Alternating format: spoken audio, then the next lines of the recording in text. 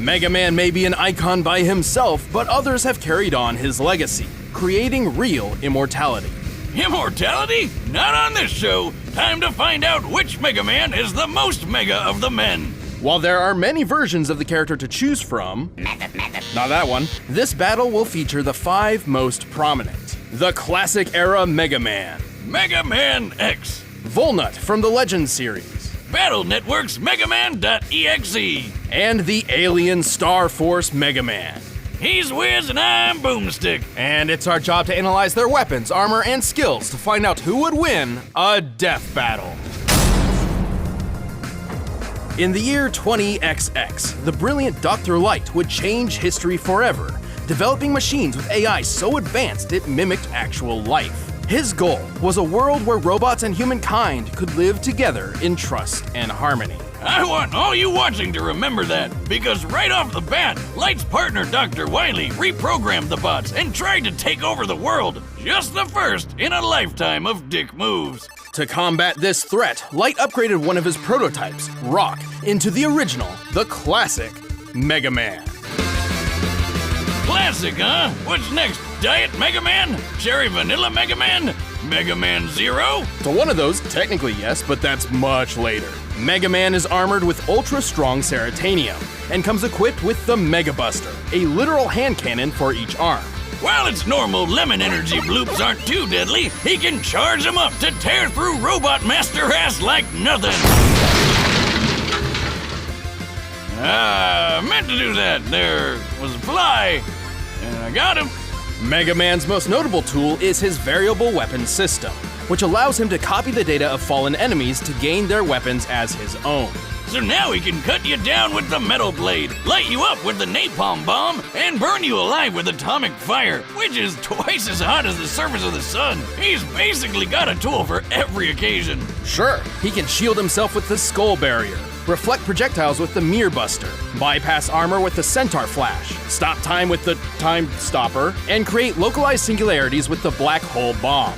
In case this little blue buddy needs a boost, he can activate his double gear system, which is basically Roboroids. They jack up his power, his speed, or both at the same time. And with his robotic canine companion Rush, Mega Man can access his Super Adapter form, which grants him flight, a boost in power, and rocket-propelled punches. Mega Man is strong enough to lift a 60,000-ton tower. He's tough enough to survive the gravity of Jupiter, the heat of the sun, and absolute zero. Plus, he's fast enough to keep up with Quickman, who can dodge lightning and can get close to the speed of light.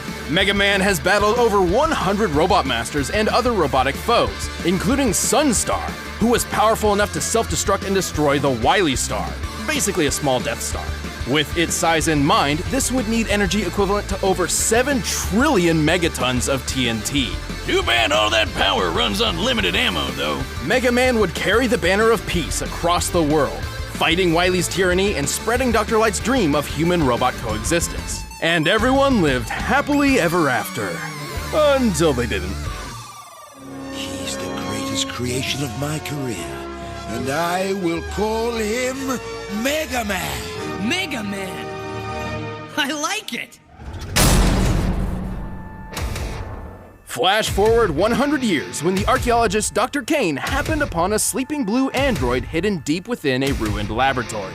Unlike the previous model, this android possessed free will indistinguishable from a human's. This wasn't Mega Man. This was Mega Man X. This guy was built by the late Dr. Light to be better than the original Mega Man model in every way. Aware of the danger that such a powerful android could be, Light locked him away in a capsule that ran tests on his morality for 30 years. And what better way to match decades of good boy training than waking up to worldwide war? Dr. Kane began mass replication of X, but his process was imperfect. Many of these Reploid robots went maverick and embroiled the world in centuries-long warfare. Despite being a pacifist, X felt obliged to step in and help. His go-to is his X-Buster, which can fire off single shots of condensed solar energy, or charge up several times over for even more power. He also carries his partner Zero's Z-Saber, a beam sword that can reflect projectiles and cut through nearly everything. but he wouldn't be a true Mega Man without the ability to scan and copy other robots' weaponry. He has copied countless elemental weapons that control fire, lightning, wind, water, and ice, as well as bombs, missiles, mines, drones, lasers, and force fields. He can shoot out black holes, turn invincible for a short time, and create a clone of himself, which I really wish I could do. He can stop time and even resist similar effects when other robots try their own time stoppers. But when he gets serious, he breaks out his ultimate armor. It doubles his durability, gives him unlimited ammo, allows him to fly and attack with the Nova Strike move, and teaches him some super-powered moves like the Hadouken and Shoryuken. Yeah, turns out Dr. Light was a fan of Street Fighter. But possibly his greatest ability is what the X in his name refers to. The X factor that is his limitless evolutionary potential. Which is your typical anime bullshit. Powered by love or friendship or puppies or whatever, X has completely regenerated from near death and even reformed his whole body in only a few seconds from just his metal core. With all his immense power, X has defeated dozens of Mavericks, including the General. The General once tanked a planet-destroying laser, the energy of which would require 57 quadrillion megatons of TNT. He can move fast enough to dodge Optic Sunflower's light-speed lasers and survive channeling enough energy through his body to annihilate all of Japan. After years of fighting, he managed to destroy his arch-enemy, the Sigma virus, with his most powerful weapon yet, the Mother Elf, aka the latest thing to join our Hall of Fame of terrible, terrible names for awesome stuff. The Mother Elf is like a living antivirus software that can heal X's wounds, increase his power, and completely rewrite a Reploid's code, giving him complete control over cybernetic beings. That's how he defeated the Sigma virus, by erasing it from every Reploid in the world all at once. And the day was finally saved. Well, until the Mother Elf was corrupted and the biggest war ever broke out all over again, but for the ultimate peacekeeper, X sure spent a lot of time kicking ass. As long as there's hope, we can change the future. Thousands of years later, the world was consumed by a great flood. Humanity was all but extinct. The world got so shitty, the man in the sky himself had to step in and flush that thing. All that remained on the planet was a race of artificial life forms known as carbons. But some of humanity survived in the orbital space station, the Elysium. This station housed the Master System, a computer program designed to control the carbons' population on Earth. But over time, all the humans on board died. Except for one, the Master, and his assistant, a carbon known as Mega Man Trigger. Since the carbons were basically the only humanoid life forms left in this super sad world, this last human figured they deserved free reign of the planet. So he told Trigger to destroy the Master System, though I'm pretty sure Nintendo already did that. Despite being a purifier unit designed to protect the Master System, Trigger obeyed. But thanks to this chick Sarah, he got his robo-butt whooped hard, lost all his memories, and got turned into a baby. Sealed away for years, he was eventually discovered by carbon diggers who named him Volnut. And thus began his journey to stop the Master System, battle pirates, and trigger his lost memories. See what I did there? Wiz, gotta talk about something you said there. Why did they name him Volnut? What a dumb name! The only thing dumber than that name was that stupid pun that you made. Well, to save the day, Volnut has, surprise, surprise, the Mega Buster, and he can switch out his right arm for a bunch of special weapons like a machine gun, a spread gun, homing missiles, grenades, mines, a sword, a reflector shield, and his most powerful weapon of all, the Shining Laser. It's a laser that shines. Like, a lot. It's good. He wears armor which lets him hover for extra speed, and also shields that can make him briefly invulnerable and invincible. That's it? No stopping time or farting black holes out of his butt? I guess it's not that bad. Well, most of these weapons pull from the same energy source rather than separate pools, and they each need to be swapped out manually. Yep, starting to think we found Diet Mega Man. Don't underestimate him. Volnut is a charming hero with a lot of power. He can lift 9.5-ton stone blocks, move fast enough to evade meteors, which re-enter Earth's atmosphere at Mach 33, and even tank them head-on. That's a kinetic energy equivalent to 38 tons of TNT. He's defeated scores of giant mechs and even Sarah in a rematch for the ages. All in a day's work for Mega Man Volnut. Don't worry, Yuna. Why? I know Ro. She'll come looking for us, no matter what happens. Whoa. Don't try and pull that happily ever after crap. Humanity went extinct, the planet is flooded, and the last Mega Man is stuck in space forever because Legends 3 is never gonna happen. That peaceful future Dr. Light fought so hard for turned out to be total bullshit, and if you think about it, it's all his fault. Love and peace are lies, God is dead, and we're all totally... Maybe in this timeline, but luckily, there is another. Let's go all the way back to the year 20XX. Imagine, instead of revolutionizing science with robotics, Thomas Light focused on computer sciences and created a world dominated by the internet and digital AI. Oh, and his name was also Tadashi Hikaru. Oh, great, the AI Overlord timeline. Hey, Siri, please don't kill everyone and take over the world. I didn't catch that boomstick. Oh God, it's already happening! The internet infrastructure Hikaru worked on was so complex, it became its own separate universe known as the Cyber World. This unpredictable digital universe was managed by sentient computer programs called NetNavis. Reminds me of those digital Pokemon. What are those called again? Hikari had a grandson named Lan. Yes, that's really his name. And Lan had one of the best NetNavis around, Megaman.exe. Together, they became the most successful virus-busting duo in both the real and cyber worlds, and saved both countless times. EXE can shoot foes down with his regular or charge shots with his, yes you guessed it, Mega Buster. He can fly with his Mega Booster and cook the shit out of a Thanksgiving Day turkey with his Mega Baster.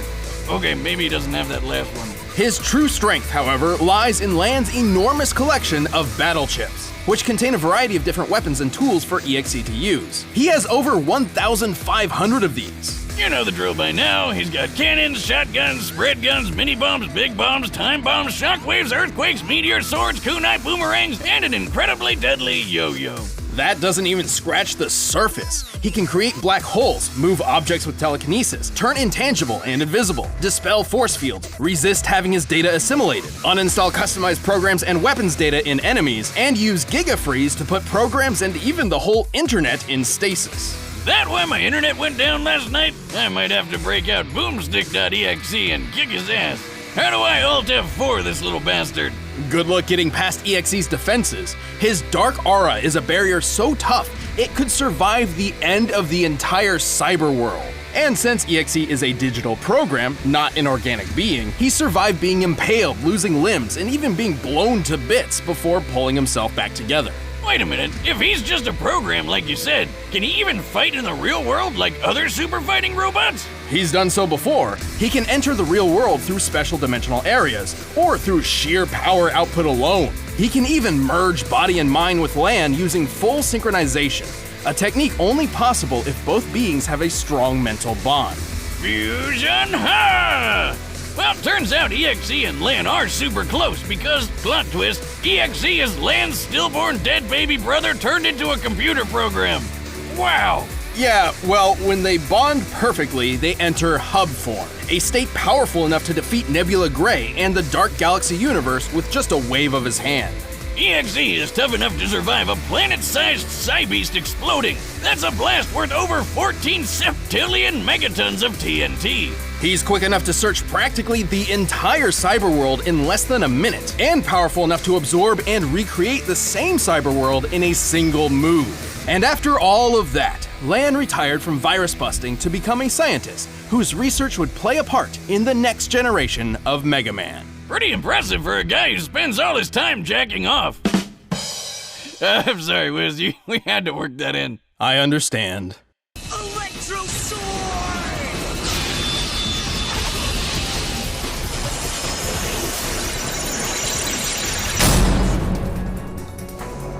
200 years later, the world had yet again progressed, this time with the advent and proliferation of electromagnetic, or EM, wave technology, which is a fancy way of saying they switched their main resource from internet cyberspace to basic radio waves. Well, at least radio waves will never try to take over the world and commit genocide. Oh, you say that now. This is Geo Stellar, the son of astronaut Kelvin Stellar. Okay, first Land, now Kelvin, these names are killing me. But anyway, Kelvin got lost in space after being attacked and captured by a race of aliens made of electromagnetic waves known as FMians. Like FM radio aliens. FMians. Luckily for Kelvin, he made friends with an EM alien kitty thing named Omega Zis, who tried to help him escape by zapping him into radio waves. It wasn't the best idea ever, but eventually Omega and Geo met up and merged together to become Star Force Mega Man. And with this transformation, Geo acquired and amplified all of Omega's EM powers. Namely, as a being composed of EM waves, he's effectively invisible and intangible. We passed right through! We're EM waves, remember? Though the latter usually requires conscious thought to activate. He can also fly, teleport, survive in space, turn living beings into EM waves, and manipulate data itself to control other machines from the inside out. Remember when Mega Man used to just be a cute little robot? Now he's a radio alien cat fusion thing. Well, at least he still has the Mega Buster, which does exactly what it did the last 4 times. Moving on. Actually, this Mega Buster is a bit different. Not only does it charge automatically when not in use, it can be modified with different wizard equips, no relation, to change its power, speed, and status effects.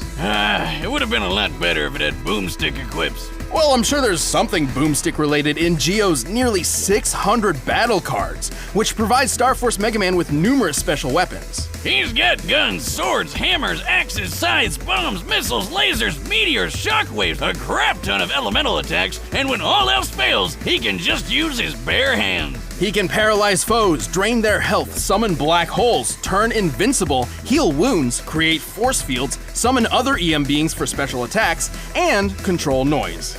Control noise? So like, when my neighbor plays music really loud, he could just turn it off with his mind? No, but I thought you lived in a trailer in the middle of nowhere. Yeah, man. Animals are getting smarter. Right. Noise is excess energy created by EM beings, kind of like static. When utilized properly, it can cause machinery malfunction similar to an EMP, drive EM beings insane, and, if he absorbs enough of it, allow Geo and Omega to change into even more powerful forms. His greatest form is Red Joker, which can fire the Red Gaia Erasure, a huge laser that'll reduce your body to EM particles and shoot them across the atmosphere. While you're still conscious. Talk about one hell of a way to go. With all these powers and more, Geo and Omega have the resume to match. They've defeated dozens of enemies, including Sirius, Ha! We got her! who was powerful enough to move a black hole hundreds of millions of miles in a single day. The black hole in question was Sagittarius A, which has a mass 4 million times greater than the Sun. Factoring in its mass and the speed it traveled, we can get a kinetic energy of 4.6 decillion megatons of TNT. Enough to obliterate a solar system. Then Star Force survived inside of that black hole like it was nothing. And since he's made of radio waves, he's as fast as light. Though some other EM beings were able to fly from the center of the Milky Way galaxy to Earth in only 3 days. That's over 3 million times the speed of light. Star Force even fought EXE once. He technically lost, but he was just holding back to make sure he didn't Marty McFly the future away. But of all his accomplishments, his greatest feat was one that no other Mega Man up until that point had achieved. This world, and this timeline, actually turned out pretty great. All thanks to Star Force Mega Man. Battle card! Grenation! Take this! All right, the combatants are set, and we've run the data through all possibilities. It's time for a death battle royale!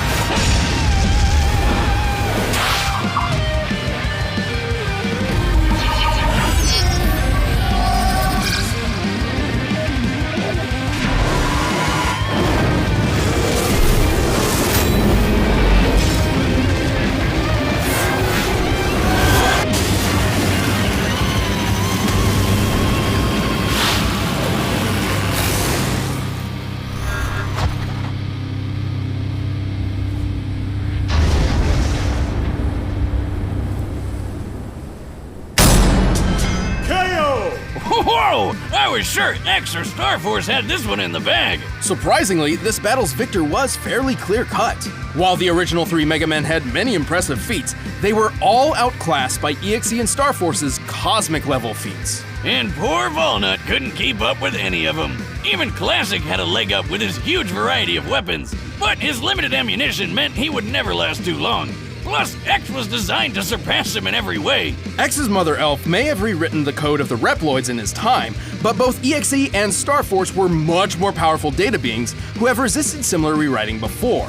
In particular, Star Force's noise manipulation gave him a huge advantage over the Mother Elf, which we know to be fairly vulnerable to corruption. But I know what you're thinking. Star Force is 200 years ahead of EXE. Shouldn't his tech be way better? He even held back in their cannon fight. That's to clarify, canon and story, not they were both using their cannons. True, but so did EXE. Neither were fighting at their full potential, as made evident by their other feats. At best, Star Force may move 3 million times the speed of light, but EXE was fast enough to search the whole cyberworld universe in a brief period of time, and powerful enough to later destroy it in its entirety.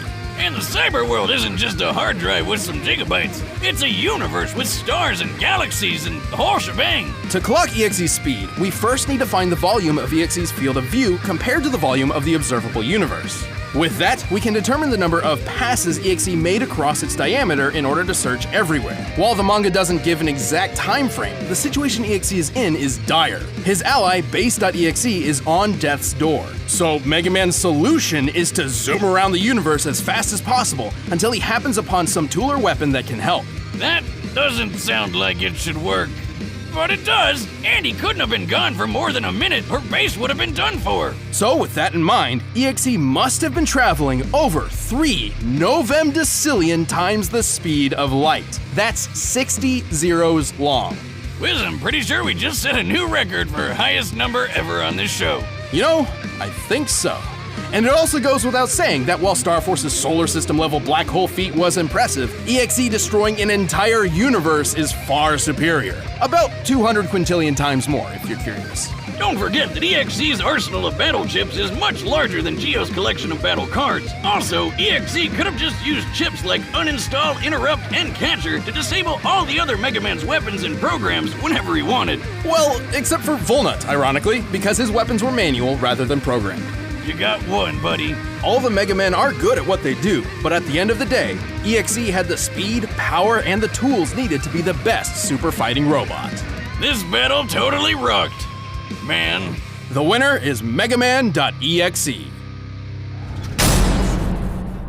Hey, thanks for watching this episode. If you want the battle music for yourself, you can get it by clicking the link below. Or you can check out exclusive commentary on this episode or another video by clicking right over there.